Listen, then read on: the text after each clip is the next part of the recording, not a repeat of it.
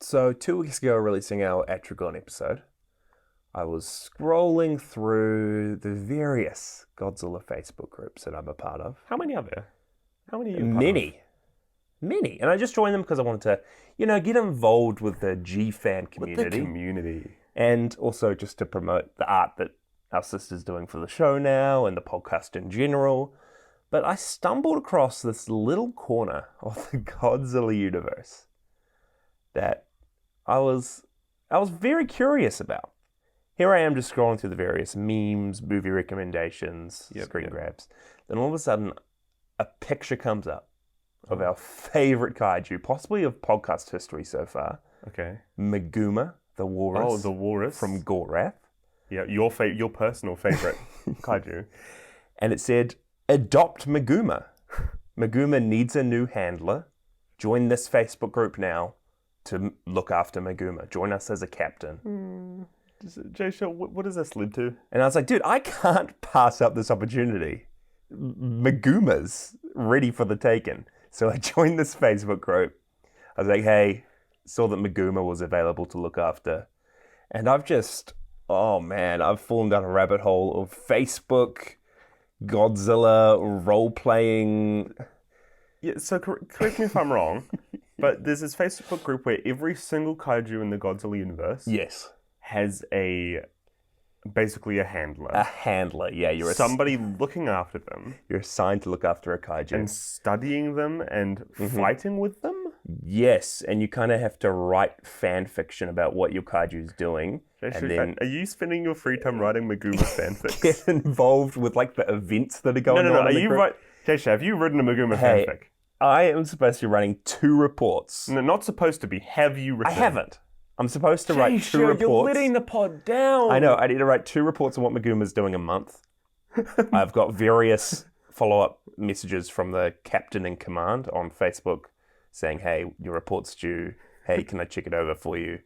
And I haven't written. What do I do? That's not even the best part, guys. Jaysha had to make like an ID card, which labels him as the head cryptozoologist. I joined the group, the next thing I know, my messages are just inundated with people saying, hey, I'm going to be showing you how to be a handler. Hey, I need your photo to make your ID card. I don't know what I'm getting involved with. Do I write this report or do I just wait until they kick me from the group? I just find it so funny because you know that nobody wanted Meguma. He shows up for like 3 minutes in one of the least known movies. But it doesn't even look cool. Who am I kidding? He's not even cool. But I was just like, hey, Meguma's available, dude. Okay, Jaysha, what's Meguma done this month so far? What do I do? Guys, write us in. What has Meguma done this month? This could be a regular thing. Well, message PodzillAPod on Instagram or Twitter with what I should write in my monthly Meguma fanfic, and I'll submit a report. This could be a regular thing. We could give you guys updates on what Meguma's up to. Oh, is there an open spot for the mushroom peeps? Matango? Bro, I think I need to get you in there too, eh? I don't think Matango's available, but I did see was available. Yeah. Orochi, the 8-headed dragon. The 3 treasures. Oh, I would go for that. Is up for grabs. I'd go for Orochi.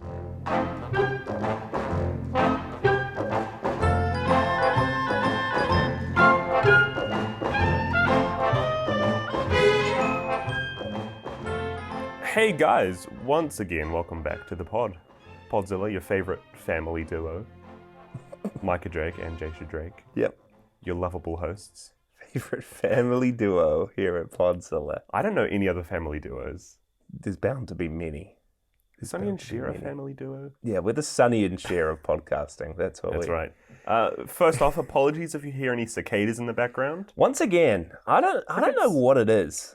They've just come out of the woodwork, come out of the forestry. They've crawled out of the forest, waiting to prey on these 2 family duos. That's exactly what they've done. And it sounds like one's right here. There is one. Okay, so we're currently in Jaysha's basement. Like garage/basement? Yeah. There is one in here. Yeah. And we can't find it. It's the same cicada that was here last episode. as well. He's just sticking around. Adding an extra listen to our stats. Hey, the most committed listener of Podzilla right here, listening to us live. Okay, Jasha. So what's on the menu for today? Before we even get into the movie, Oh. me and you did something we don't usually do. We went on a road trip last weekend with our family. Oh, because we never do road trips. Well, I mean, not at the moment with COVID and everything. It's like, honestly, the first time I've been out of Whangarei for months. But we went to Matakana to watch a little movie called Licorice Pizza. Yeah, and we wanted to watch it specifically. You're a big fan of the director. Yeah. I tagged along because it is one of the Oscar nominees this year. Yeah, it's the Best Picture nominees. It's one of the ones that's very hard to get your hands on. It's not showing any cinemas in our town. It's not streaming anywhere. Lame. Honestly, this cinema, dude, they had cushions. They had pillows on each seat. If you follow my Instagram, they had cushions there. Oh my goodness, it was good. But yeah, we watched Licorice Pizza. I really enjoyed it. You not so much? I enjoyed it. But the reason I bring it up, right? It's kind of about two friends finding their way in the world. Is this like an allegory for me and you? No, that same thing kind of applies to Mothra versus Godzilla. Right? There we go. That's the connection right there. I mean, we know in the end, Mothra and Godzilla become the best of mates. Some even, there's fanfic. Let me tell you, I'm a fanfic master. Perhaps even lovers. What have Mothra and Godzilla been up to this month? So, this is the beginning. Mothra versus Godzilla. Big episode. Big movie. This is the first time these giants clash. This is the first time kaiju have crossed over. Yeah, because we've other than two pre-existing kaiju. Yeah, two of Toho's own properties showing up. And they're not friends. They're far from it in this movie. They're sworn enemies, but... Yeah, we watched Mothra vs. Godzilla, 1964, Ashiro Honda. Mm-hmm. You know him, you love him. Michael, what was the movie about? Okay, sit in your seats, guys. Get some popcorn ready. Shortly after a typhoon, reporters Sakai and Junko come across a giant egg which has washed ashore.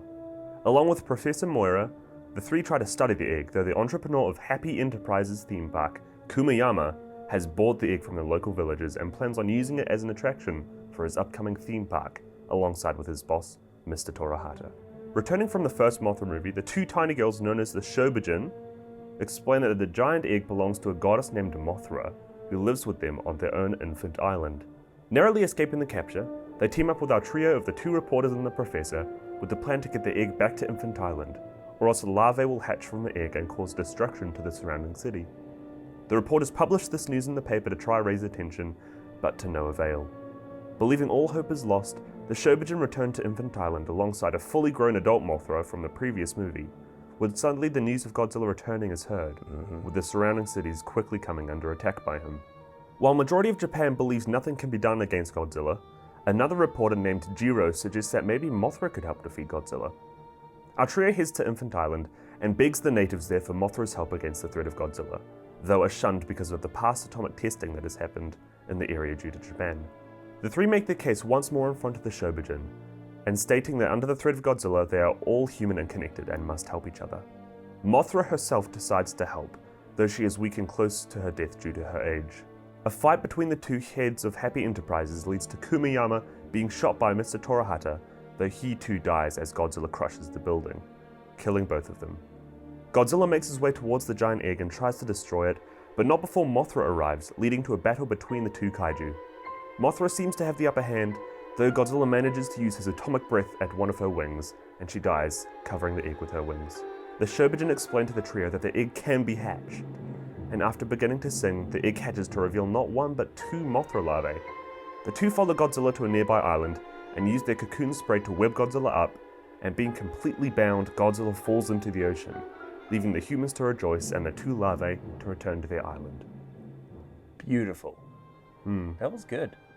Interesting movie, because it, to me at least, felt like pretty much a direct sequel to Mothra. Yeah, so it's a weird theme with these versus Godzilla movies. In the two we've seen, Godzilla seems very much to be an afterthought chucked in. Yeah. Or not even a main character. He's always coming in halfway through the movie. In this case, it feels much more like a family movie like the first Mothra did. Yeah. Where Godzilla coming in is almost used as a plot point rather than the introduction of another character. Yeah. And it's funny as well because he is, it started with King Kong versus Godzilla. Mm. He is the secondary kaiju. Yeah. This is, interestingly enough, Mothra versus Godzilla. Once again, he's just like you said, almost an afterthought. This is much more of a Mothra movie than Yeah. it is a Godzilla movie. I mean, I can even imagine this just being, hey, there's a big old egg. It's going to hatch into Mothra larvae. We refuse to give it back to Mothra. The egg hatches. Larvae destroy Tokyo until Mothra comes and like sorts the whole thing out. I can see that being like a good movie. Like that would have worked. That's a good Mothra sequel right there. But instead they've just thrown Godzilla in and it's just like he starts attacking and then there's this big climactic battle scene. I feel like it makes sense because Yeah. If you say just had the two larvae coming out destroying the cities, there's a little bit of a grey area there trying to like resolve the story or get them to stop attacking. The introduction of Godzilla kind of gives a driving force for the Mothra, which are seen as like a good creature and a good force. Yeah. To actually end up helping humanity in the end here. It's interesting how much like Mothra is seen as a hero. Because at the end of the first movie, did she end up being a good or a neutral character? Kind of neutral, I feel. But she was destroying things in the first movie, but it was only to save the Shobijin. And then she just went back to her island. Yeah, this one's similar. This one's similar, but she never even starts destroying things in the first place. She's like, well, if they're not going to give my egg back, there's nothing we can do. I'm too weak. Yeah, the larvae are at threat of destroying, but with Godzilla there, they kind of focus their attention away from the city. I mean, I kind of liked it. I thought the story, it had a lot of things it was juggling, but it came together real well. I mean, you touched on it, but the Happy Enterprises duo, the villains. It's quite a big part of the story. So the characters here, we have the trio. We have these two kind of antagonists of the story. We have a few other characters here and there, like Jiro. Jiro the reporter who eats a boiled egg in like 90% of the scenes he's in. Is this the best Godzilla character of all time? He's played by Yu Fujiki, and literally his whole character's personality is that he just loves eggs. That's a good personality. He's not in it much, probably like under 5 minutes of screen time all up. Yeah. But they'll just be having a discussion in the newsroom, the journalists. He's just eating eggs. He's just eating an egg, and he's like, oh, what does he say? Oh, he says something like, well, this egg is approximately like 100 times the size of a normal egg. So if we microwave it for around 100 times as you would a normal egg, that should hatch. He just knows all this random egg facts Egg man. that he's just bringing up. And I love how in the end of this situation, he's kind of sent out just to back up the other journalists and to watch the egg. He comes out in the situation and he's just frying up one of his own eggs. And then he's kind of just thrown in with the army and He jumps up on an army truck to get a better view of the place and it just drives away. So in all of the military scenes from there on out, he's in the background. He's just there. So we're spending a lot of time on a character who's literally the most minor main character here. Oh, he was great. I mean, you've got your other trio who are actors that I'm pretty sure we've seen before. Yeah, we've seen most of these guys. The main dude and was he a detective or no, he was a scientist in this? So we have our main reporter, Sakai, played by Akira Takarada, who we have seen before. He was the protagonist in the first Godzilla movie. Oh, nice. That's who he is. He plays a very stoic, but still noble character, quite strict. There's his photographer assistant, Junko, played by Yuriko Hoshi. She's much more of your bit of a happy-go-lucky, a little bit smarter in a different way. I liked her as well because she's the photographer, but she's really like clumsy. Yeah. Like the two of them initially show up to cover this big storm that happened, which brought the egg onto the shore. And they're pretty much on the clock. They've got to quickly get all this footage taken, interview all these people. And she hasn't taken a single photograph and she's just looking at the weirdest stuff. She's setting up one photo of like some muck in the ground. Yeah, it's nothing to really do with the story they're covering. And she's always using her flash when she doesn't need to. Yeah, I really, really liked her character. Yeah. Along with them too, there's the Professor Muira, played by Hiroshi Koizumi, who admittedly has like more of a lesser role of the trio. But I really like the roles they all have and the rapport between them. You don't really get a strict main character with a bit of a clumsy sidekick and then a smart dude as well. It's a really nice mesh between the three of them. Yeah, I mean, I did find the main dude and the scientist a little bit forgettable in the end. Like, to be honest, you didn't really have much of a reason to root for each of them, and they're very much like the other characters those actors have played. I'll say they're getting better. Yeah, with they their are. characters. But my favorite character, other than Jiro with his eggs, was we had the dude who ran the amusement park who brought the egg. Yeah, so we have Kumiyama, played by Yoshifumi Tajima. He's just kind of an entrepreneur lending his money. Yeah, but then we have the kind of his, not his boss, but he finances his amusement park. Yeah, he's a billionaire in the story. Yeah. Mr. Torahara. He's a billionaire in the story.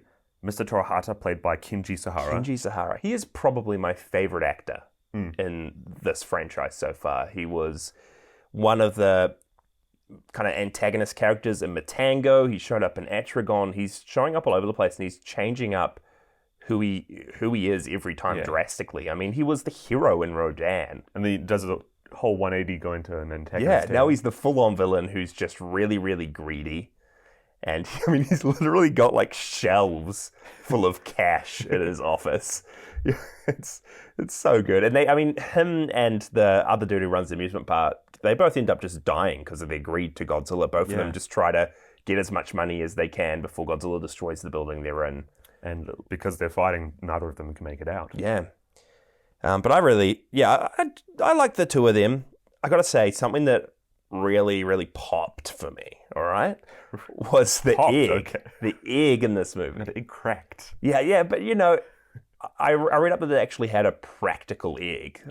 So one of the earlier scenes in this movie, when the reporters are seeing the egg on the beach, we were surprised because it's a huge actual egg. Yeah, so they use a painting for one of them. They use a miniature, but then they have a partial replica or a partial, like just the one part of the shell of this huge egg, just so actors can act alongside it. Yep. Looked really cool. I also had to laugh when they initially paid for it. The guys running the amusement park paid for it by pricing how much a normal chicken egg would be, and then like timesing it by how big this huge egg is. Yeah. And then they brought it off just the locals of the beach there, and the locals aren't too smart here. No, they're really not. And seeing the big egg so early on, I think it really put into perspective just how big this movie's going to be. Yeah. The first Mothra, I think it was 200 million yen. Like the budget?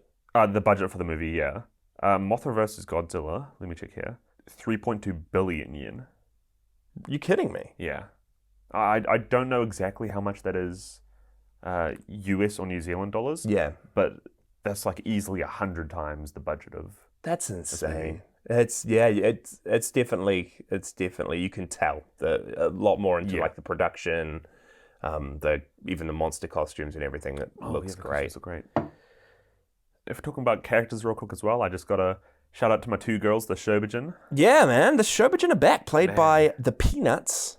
Or what's their other name? The Little Beauties is what they're. I think it was the Little Beauties. Called. They're back and they're great. They've got a new Mothra song this time. Yeah, so they've done a bit of a redux.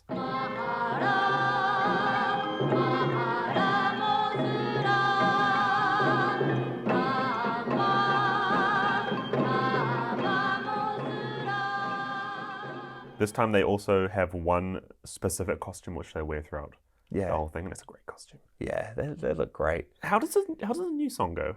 Well, I'll add it in. But no, I want to hear you sing it. Mothra, Mothra, da da da. Oh, I really don't know the lyrics, but it says Mothra's name. Tears to my eye. There you go, man.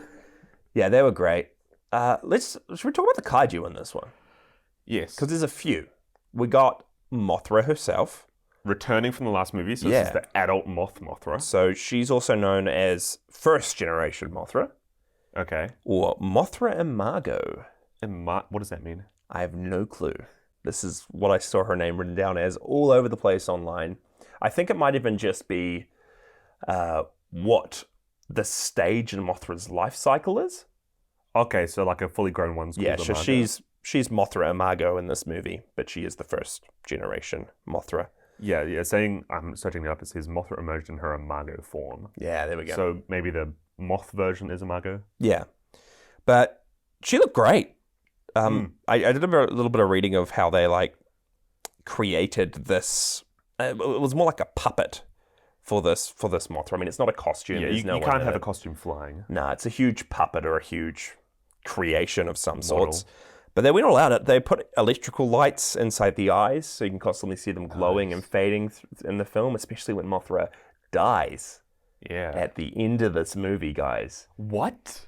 Yeah, it's crazy. But you see her lights fade out, and they also put electric motors inside her mouth, body, and legs, and they could remote control how she moves. It's really cool whenever she appears on screen. Yeah. Because it feels non-human. Godzilla feels a bit human because it is a costume. Yeah. But she still feels quite real, which I love. Yeah, I really, really liked Mothra in this. We've also got Godzilla, guys, Classic. who appears like midway through the movie, and we don't really see him in action until the very end. He does a little bit of city destruction stuff. They try to stop him with some electrical fences. They throw like electric nets over him this time. Yeah, well, it's smart. The military's up in the game. And this is a continuation from the last time we see Godzilla. Yeah, this is Godzilla from Raids Again, King Kong versus Godzilla, and now this. King Kong versus Godzilla, we saw him fall into the water and disappear. And this, he just emerges from the water. Yeah. And then at the very end of this, gets webbed up and falls back into the water. So this Godzilla Got to get this guy a life is ring. not doing too well. But this is actually considered one of the best Godzilla suits of all time. Immediately when he showed up, I was really impressed because this is the first costume we've seen where I've been like, yo, this is cool. Yeah, it's called the Mosu Goji suit. Is what this Goji. suit's known as. Are there different names? Yeah, for every dude, movie? there's different names. I think the suit from King Kong versus Godzilla is called King Goji. Like, there's a different name for all his suits and costumes. The new thing about this costume specifically was that the facial features are a lot more defined. He's got pronounced brows and large, kind of angry-looking eyes when they looked real. His face looked real funny in a lot of the other movies. So he's starting to look a bit menacing, which I really enjoyed. A funny thing on this one, and I actually picked up on it, was it looked like he had jowls, or he had real saggy bits on his face that hung over his mouth. And I was reading up after this, but the upper lip had a slight wobble the whole way through the movie. Oh. And it was because during a scene when he smashes into Nagoya Castle, Yep, I remember it. one of the destruction scenes in this, Haruo Nakajima, who's in the suit, fell. And he landed and smashed into the miniature, hitting his head. And it actually damaged the suit. But the special effects director, Eiji, really, really liked the effect. And they kept it like that for the rest of filming. They thought it had a cool look to it.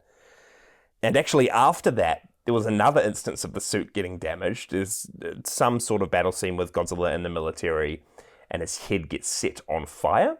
Oh gosh, fire to all these costumes. And it wasn't supposed to happen, but they kept the shot in the film. And by the end of this movie, the suit was so badly damaged that they had to replace it for the next movie Godzilla shows up in. So we potentially would have had Mosu Goji longer than this, but man, those stunts.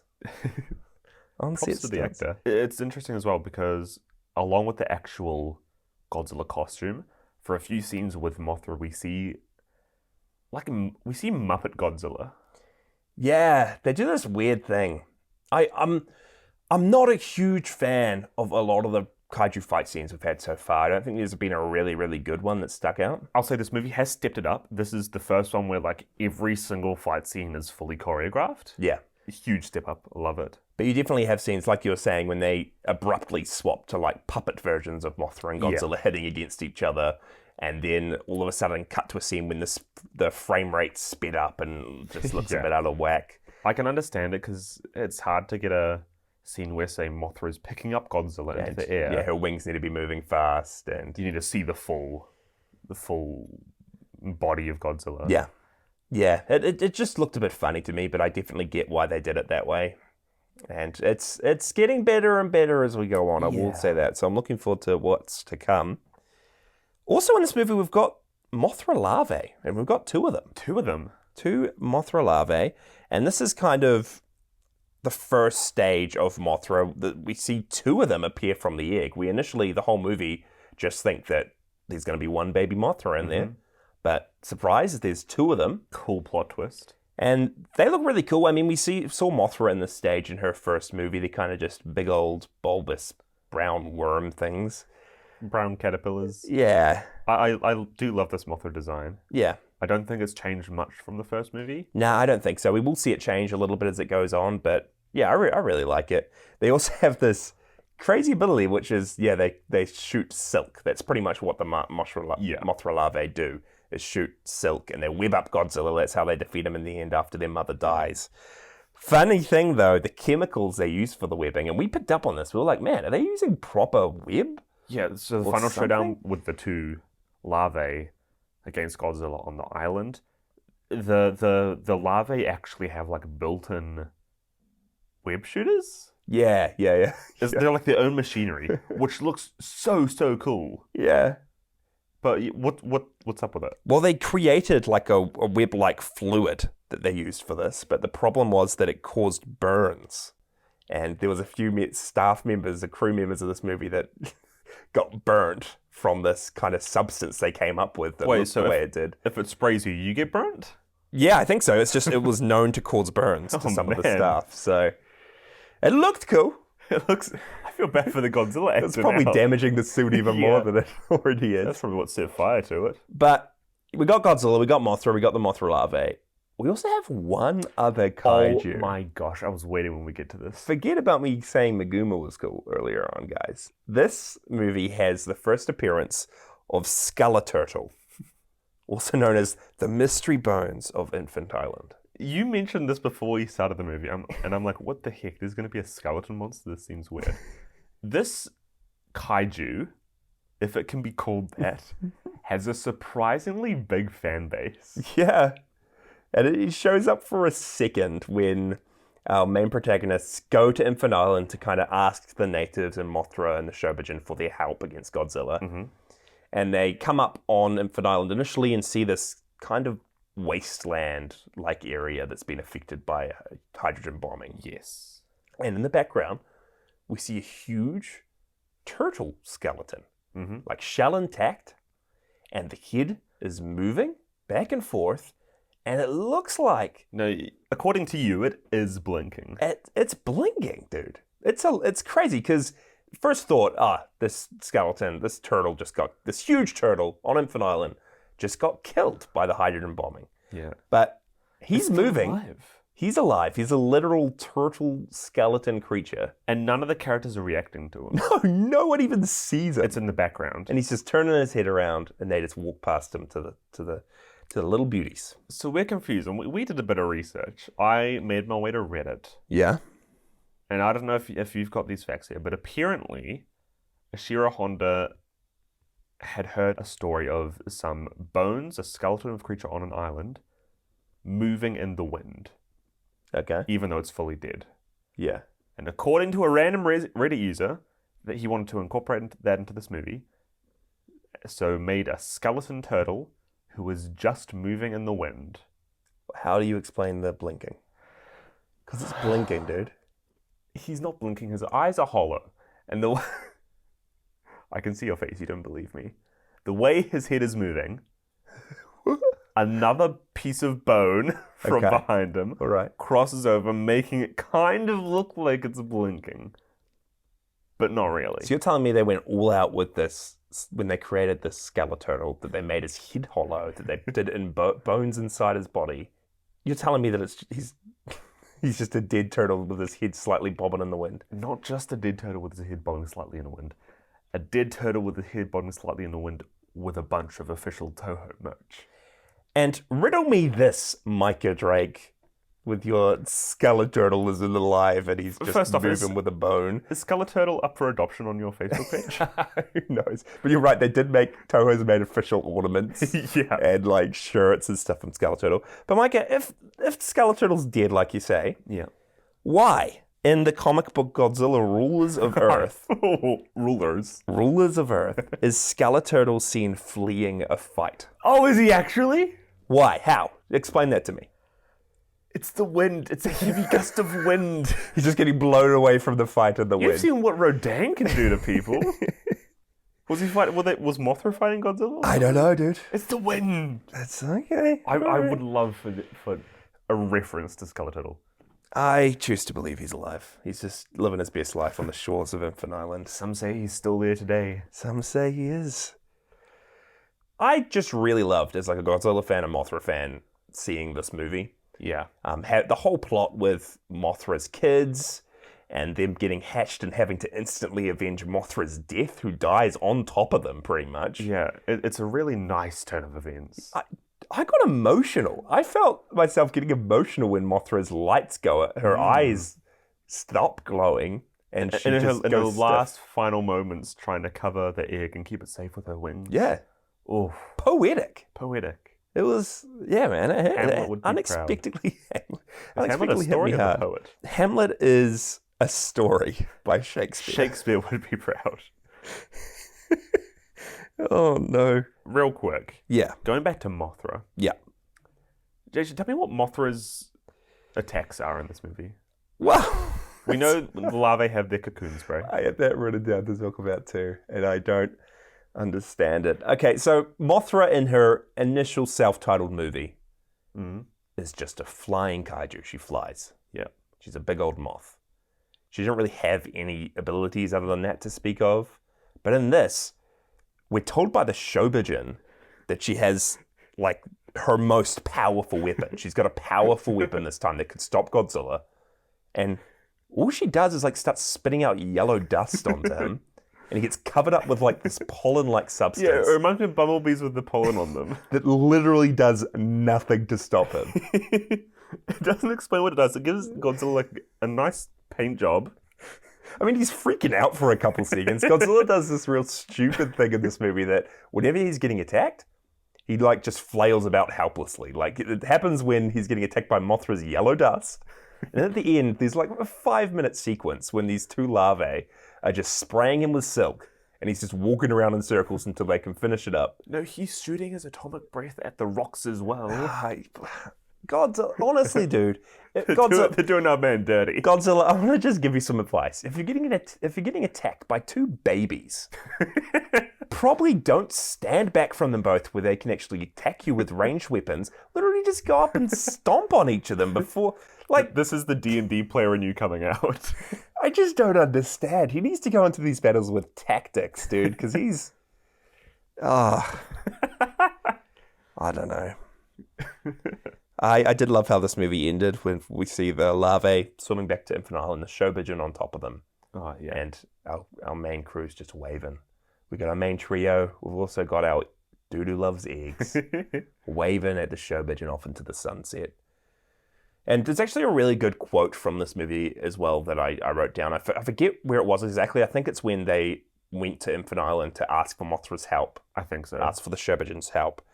Our main character says, "We all must have faith in the idea that we have the power to learn." Ooh. And he's talking about, I know that humanity isn't great. I know you probably don't want to help us over there in Tokyo because we're greedy. People have bought and aren't giving you back the egg. They've done the atomic tests in the past. There's horrible people there, but there's also good people there, and you just need to believe that us as humans have the power to learn from our mistakes and to change. And that's what got Mothra to help them in the end. I love it because even though the tribe members and the Shobijin are real hesitant still at this point, Mothra is like the first one to accept. Yeah. Being like the goddess who they're all trying to serve. Yeah, it's great. It gave her a really great character. Like, she, at that point, felt not just like a monster, but literally like a character, which I really, really, really enjoyed. I guess that's the theme of this whole movie. I mean, Shiro Honda has themes. We've talked about them all at length, but this one I really loved. I mean, just that we can change. People can change and do better. I mean, it also had the whole, like, anti-bullying thing with the kids standing up against Godzilla. I don't know. The babies, right? Oh, yeah. Mothra larvae standing up against a big bully. Godzilla killing their mum. The kids are going to love that. I guess it's also kind of like a revenge plot if you look at it that way. But no, I get what you're meaning, because, like, even if it's not personally you, even if it's like generations down the road, a society can change. Yeah. People do change. Yeah. This is real cool. And they haven't really touched on that in these movies yet. Yeah. They do it in a real tactful way. I'll say, didn't bring it up in the synopsis, but it's briefly glossed over, but at the end, while Godzilla and the two larvae are fighting, the characters still have stuff to do. They go and save some children from a nearby island. Yeah. It's like it's weird. It's like a subplot. They literally got so many things, that, as I said before, that they're juggling in this movie. And when you think they might just be focusing on one bit, it cuts to something else. Someone else that's in danger. Dude, Akira Ifukube's score in this? Ooh. So good. Are you kidding me? Like, this dude's a god. He's shining in these Mothra movies. Oh, man. It's really good music. He's done most of these movies that we've done on the show, and he's just... I think the Mothra movies shine and highlighted a bit more because it's kind of a main theme in these movies as well. It is the Mothra song. And because it has lyrics and it's intentionally sung in certain parts of the movie for specific reasons, it gives a bit more light to it and shines a spotlight on it. But I do feel as well, like, this isn't anywhere as goofy as King Kong versus Godzilla. No. But it's definitely not as serious as the original Godzilla. It's kind of like this sweet spot that's very much like the first Mothra movie, where it's whimsical, it's fun. Yeah. A little bit of serious tones, but then it's got some... It's just not... Doesn't have that goofiness.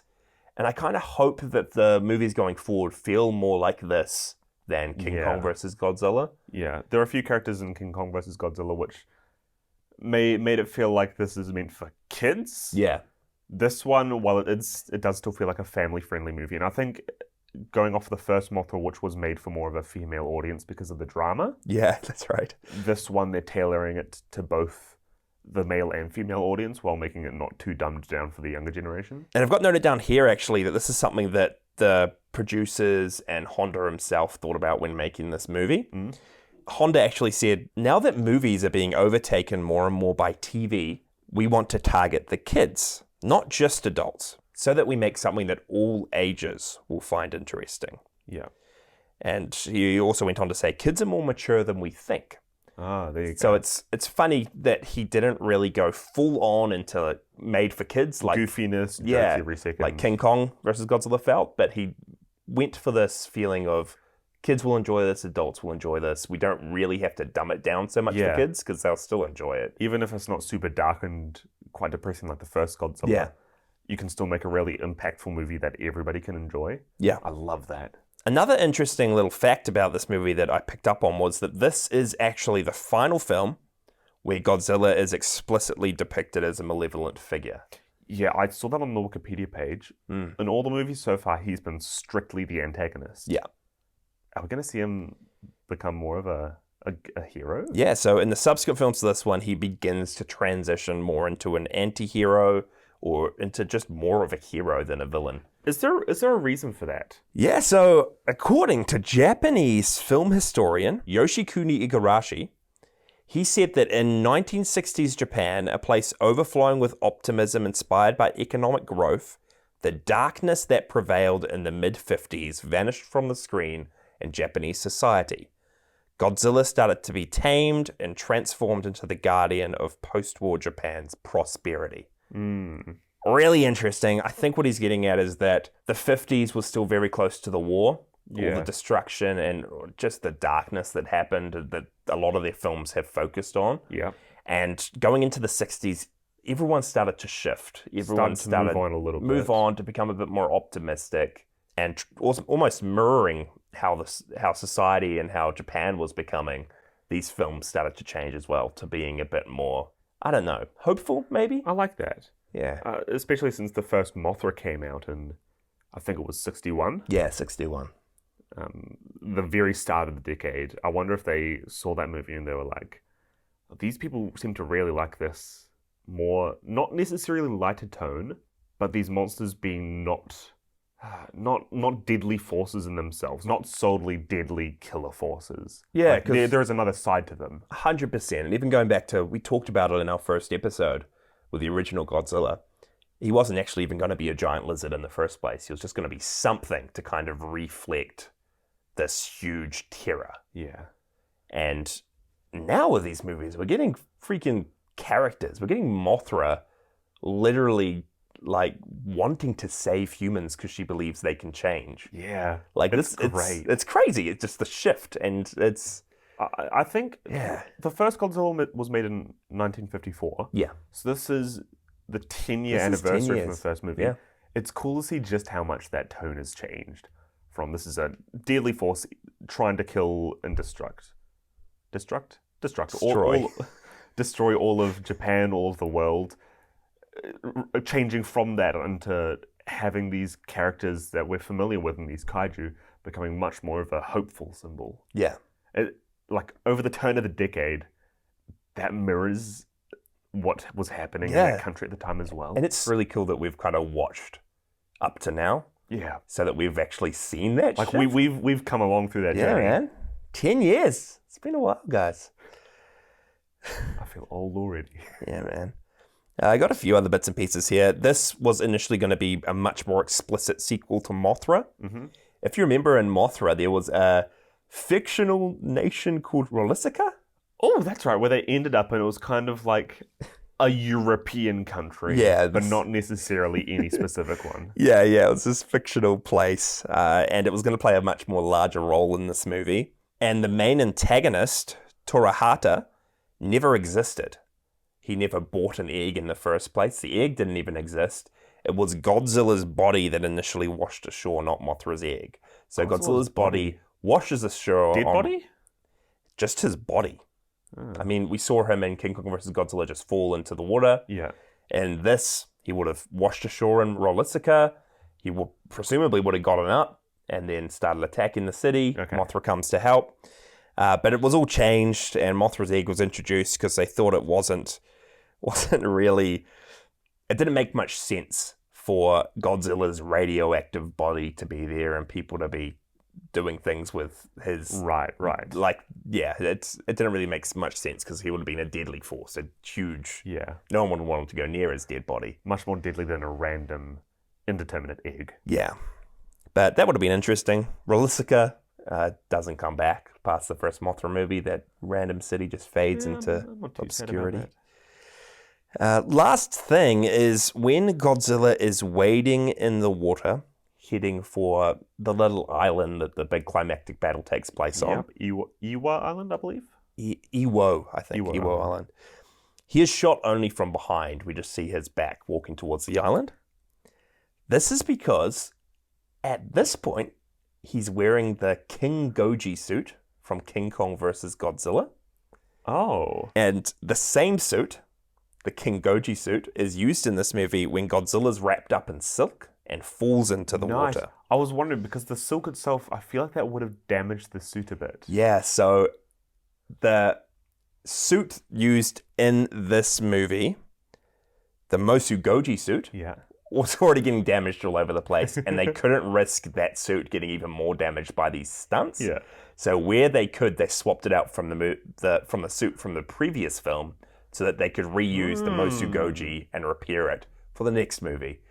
So it's just a little bit of movie nice, magic that's there. great. They're switching things out to kind of keep suits in as best condition that they can when They've lost like every suit they so never far. they never remain in good condition. Oh man. Dude, okay, how many are we going giant eggs or boiled eggs? Haven't we done what do we do for Mysterians? We've already done big eggs, dude. How many boiled eggs did you give this, Jason? Just doing this boiled eggs. Yeah. Oh my goodness. Unless you want to do how many bags of Mothra dust? Let's go bags of Mothra dust. I don't even know Okay. how you came up with bags of Mothra dust particles. Now we'll do Spicks. bags. We'll do bags of Mothra dust. I don't know. I'm a bit torn when it comes to this movie because it was quite engaging and different. And man, Mothra dies in this. It's emotional. They actually Yeah. managed to make it something memorable.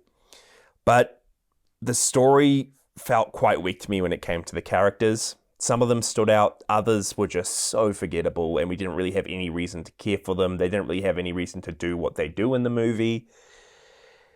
And they don't really have any drive. Nothing. I mean, why are they doing this? Why are they wanting to go to Infinite Island and risk their lives to get the Shobijin to help? It's just chance, right? They're just doing it because they're good people. I guess so. They're reporters doing this just doing it because they're the only people who are smart enough to save. Not even smart enough, they're the only people who just kind of want to help save humanity. Yeah, and I mean, that's what a lot of the other characters up to this point have been as well. It's just, it didn't really do it for me. I also feel like, but even besides the human characters, nothing really happens in this movie with the kaiju until the third act, probably like the last 15 minutes. Okay. We see glimpses of Mothra. We see a little bit of destruction with Godzilla. But there's only one real big kaiju battle at the end. I guess two, when Godzilla versus Mothra. Godzilla versus the Mothra larvae. Well, yeah, the larvae fight at the end, it's not technically a huge fight because, like you said, it is basically just 5 minutes of the He just stands larvae there and gets webbed up. the actual moth version fight Yeah. is full of like cool moves. Mothra is picking him up by the tail, using like full wing beating attacks, atomic breath. It's like a good fight. Yeah, but it's all that we really get like that. I don't know. A lot of stuff didn't really work for me, but I know it's probably just my personal taste because, man, this movie, Mothra vs. Godzilla, is regarded as one of the best of the franchise. Yeah? People put it right up there next to the original Godzilla and Mothra even in terms of how awesome it is. So, Nice. I don't know. It just didn't really work for me. It's definitely a step up in tone and even like imagination from Kong versus Godzilla. And it was cool to see Mothra and Godzilla together. So Yeah. I'd probably give it 3.5 bags of Mothra dust out of 5. Nice. Okay, I'll take that. Yeah. Now I've got similar thoughts with you. I think I rated the first Mothra a 4. You rated it 4.5, dude. Did I? Yeah, man. I would rate this the same as the first one. 4.5 out of 5. I feel like as a sequel, this is kind of everything you want it to be. Okay. It takes Mothra from the first movie, some of the characters from the first movie, like the Shobijin, who I think are huge standouts here. Are they literally one of the only returning, like, human characters? They're not even human, but yeah, they're the only returning humanoid characters. Played by the same, like, Yeah. actors. They're actually playing the same character. Yeah. Yeah, it's pretty good. They're standout. The kaiju in this are great. The fight scene was great. I think the last scene with the lava was a bit underwhelming because it is basically just a waiting game. I feel like they did underpower Godzilla a little bit. I feel like he's got more to show and more to do. Yeah. I'm hoping that when he comes into a bit more of a hero role, we'll see a bit more. Like you said, the characters... My favorite characters in this are like the side ones we barely see. Like our egg-eating dude... Yeah.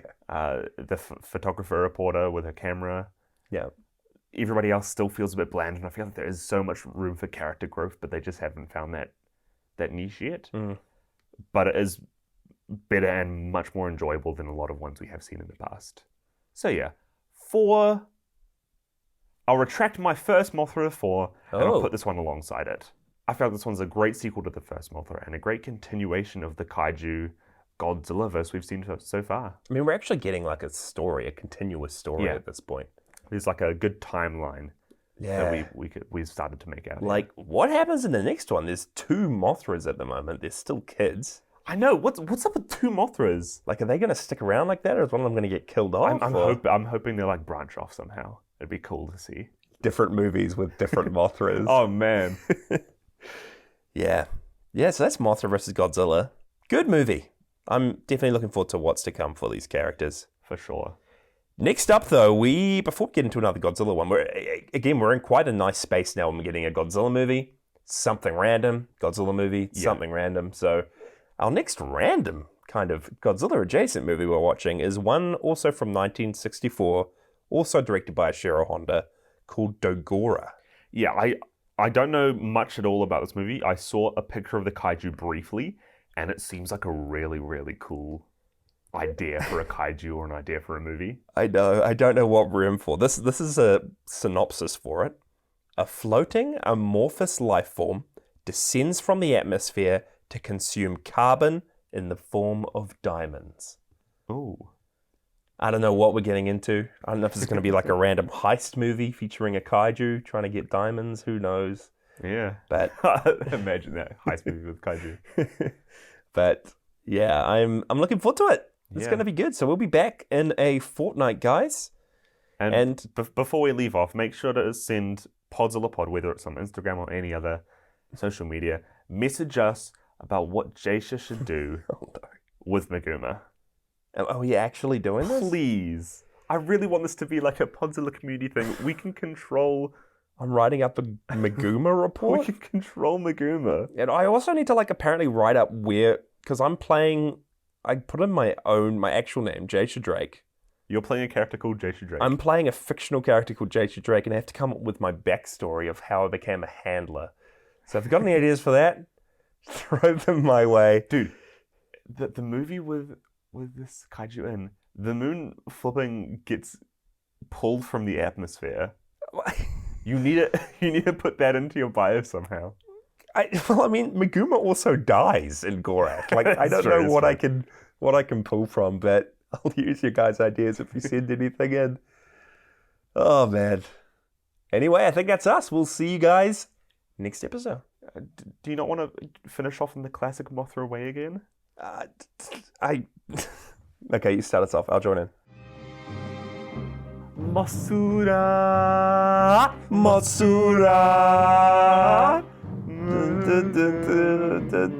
We should learn these words. That's been Podzilla with your hosts, Jasha and Micah Drake.